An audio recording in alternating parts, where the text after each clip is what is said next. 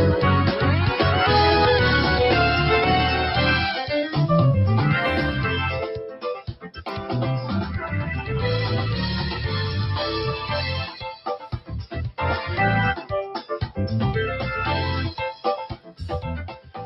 very good morning to you on this 24th day of September. If you have joined us, you have connected to the fifth connection, where we talk through the storyline of the scriptures. We are in the book of Ephesians.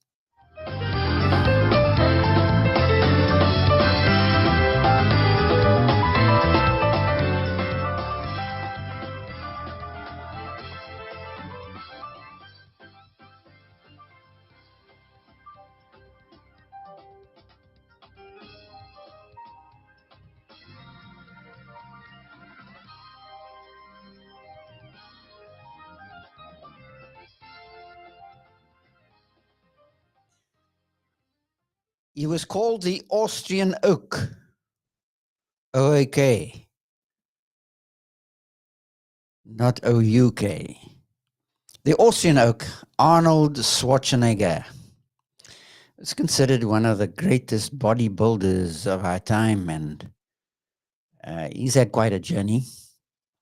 Eventually became the governor of California. He's now the former governor of California and is getting on in years.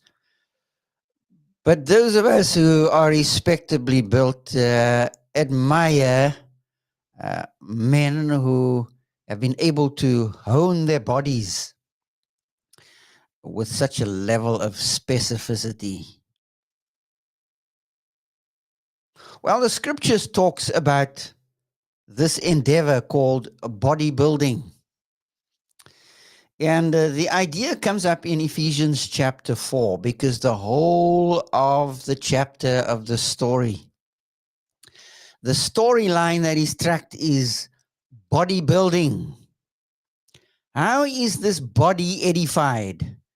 The church is an amoebic modality that constantly has to build up itself in love. It has to edify itself. But how does it get to a point where it can edify itself? To have a little baby and to have that 15, 12-month-old baby dribbling at the mouth because she's still drinking or he's drinking milk is fun to watch. But when you see a 40 and 50-year-old baby dribbling at the mouth when they are supposed to be eating meat and solids, that becomes despicable. And so in our own lives, we are given to understanding that you move along, you move to maturity, you move with passion, you move with fire, you move with fervor. And so the whole of the chapter here is about bodybuilding. And in verse 1 to verse 12, the writer is talking about a broadcast bodybuilding etiology. And etiology is would be the study of causes. What causes this and such to happen? And in the first 12 verses, the tall ordered hierarchy according to which the body is structured is the rank-based authority structure that helps new believers be edified. New believers getting fed in a tall ordered hierarchy. But then they need to move along. By the time you get to verse 13, you see that the tall ordered hierarchy moves into a flat, disordered ecology. I'm not just playing around with words here. They have been chosen very specifically. A hierarchy moves to an ecology, from a tall, ordered hierarchy to a flat, disordered ecology. Why? Because relationships are messy. The last time I checked, marriage is messy. Friendships are messy. They don't function according to what we would consider clinical precision in a sterile environment where the air is rare. They function at the warp and in the warp and woof of life. And that's where things are extremely messy. No wonder some assemblies are purely given to tall ordered hierarchy. That is rank-based. They have not graduated out of the baby stage. They've not moved into the maturity stage, the maturing phase, where relationships and relations are based on reciprocity. They are built on mutuality. I build into your life, and I afford you the opportunity to build into my life. The body is to move from a broadcast etiology to a mesh network topology, a tall ordered hierarchy to a flat disordered ecology.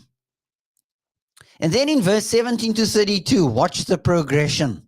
It continues. It doesn't end with a networked topology. It moves into a renewed vitality, which is alive, which is reordered, and it is a morphology because believers' lives are constantly transforming and morphing into something better and something good and something true and beautiful.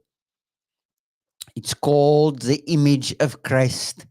We are to be transformed because we are to become more like Christ. We are to become images, G-E-R-S, images of Christ. Because we are images of God. We are created with God's signature written across our lives. And the signature of the risen one, as Ernst Kesamane said, is the cross. That's the signature of the one who has risen from the grave. His signature is cross-shaped. And our lives are cross-shaped. Our transformity is based upon Calvary. Life, death, and resurrection. Yes, you've heard me. I've not stuttered. Life, death, resurrection. That's the progression of transformation that our lives as followers of the way take up. Order, disorder, and reorder. So that when you move into the biblical text in verse number 4, because we looked at verse 1, verse 2, and verse 3, where the text is talking about the postures that we need to engender, that we need to imbibe, the poses that we need to take on. What are those poses? Humility, gentleness, with long-temperedness, putting up with one another, bearing with one another. But it's not grin and bear it kind of stuff. It's bearing with one another in love, in personal, voluntary sacrifice. That is what it is about. It's not about you gritting your teeth and saying, I will do this, I can do this, I will do this, I can do this. Now, verse number 3. Verse number 3 talks about you and I waiting with bated breath to foster unit of awareness, the unit of awareness that comes by the Spirit in the bond of the integration of fragmentation, because that is what God is about. He desires you and I to be instruments maintaining the unity of the Spirit in the bond of peace. Peace is not the absence of consternation or the presence of calm, as much as that is part of it. It's about the integration of fragmentation. No more hostility, but our being at peace with ourselves and with others. Now verse 4. There is one body and one spirit, just as you were called to one hope that belongs to your call. What's your call? Your call is vocational according to verse 1. You have been called into a job. You've been called into service. Not just some of us, not just the smarties, but every one of us have been called into vocational ministry. It's not just those who are full-time and we are part-time. No such thing. That's just a convenient way of describing vocations today. But meaningful occupations are what we are about. God has called us to walk in a manner worthy of the calling to which we have been called. In other words, we need to live in fidelity to the flow of reality. That's it. Yes, you got it. You need to live in fidelity to the flow of reality. That's why there is one body. There is one sacred consciousness space. Now, don't get scared of the word consciousness, because I trust this morning as you have woken up, and maybe you're still sitting upright in bed, you are conscious. You're not in the fourth stage of anesthesia. You are compos mentis. God has called you and I into one sacred space, one sacred consciousness. That's what being called into one body is all about. It's not about a place. It's about a space. We call the space church. Well, church is a sacred space made up of men and women wherever they are found, because God has taken up his residence in real, live followers of the way. They aren't dead. They are alive. One body, one sacred consciousness space, and one influencer. And who is he? The Spirit. He's the influencer. He's the one that energizes us.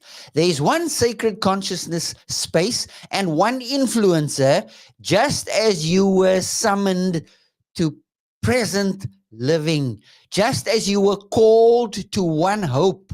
What is that hope? Hope is present living between expectation and realization. That's where you and I live. We don't live in La La Land or in the promised land. We live in a present space between expectation and realization, because that is what hope is. Living in great expectation and realization of what God is about to do next. The writer, Paul, says, that hope belongs to your call. It is part of your calling. It is part of your vocation. It is what your vocation is about. Living with great anticipation about what God is going to do in your life next. That is living with hope. Not I hope so, maybe, might be, but I live with great expectation to realize what God is about to do next. That is what verse 4 is talking about. That's what makes the Christian life alive and living. It ain't dead and dying. It's about synchronicity, living in sync with what God is doing. That is what these 115 verses are about. Across 6 chapters, living in sync. The amoebic modality called church lives in sync with what God is doing in the context of the real world. Are you part of that this morning? Or are you still trying to wake up to what God is doing?